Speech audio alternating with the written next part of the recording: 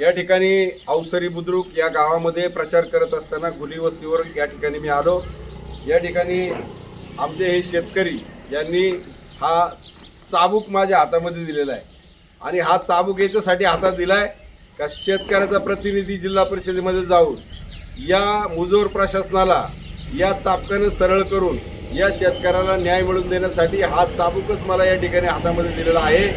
आणि जे भ्रष्टाचारी आहेत, ज्यांनी फक्त आपली घरं भरण्याचं काम केलेलं आहे, त्यांना सुद्धा ह्या चाबकानं सरळ करायचं आहे। आणि म्हणून माझी सगळ्या शेतकऱ्यांना विनंती आहे की लढाई शेतकऱ्याची आहे आणि म्हणून सगळ्या शेतकऱ्यांनी ताकदीनिशी माझ्या पाठीमागे उभं राहावा आणि तुमचा हा शेतकऱ्याचा प्रतिनिधी आजपर्यंत कायम तुमच्याशी प्रामाणिक राहिला आणि शेवट जीव असेपर्यंत तुमच्याशी प्रामाणिक राहणार आहे।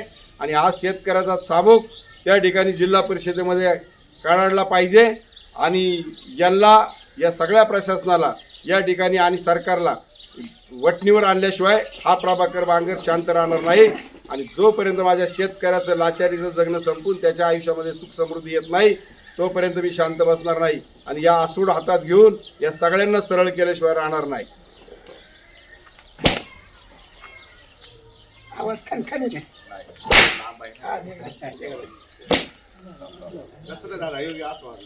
त्याला माझी होते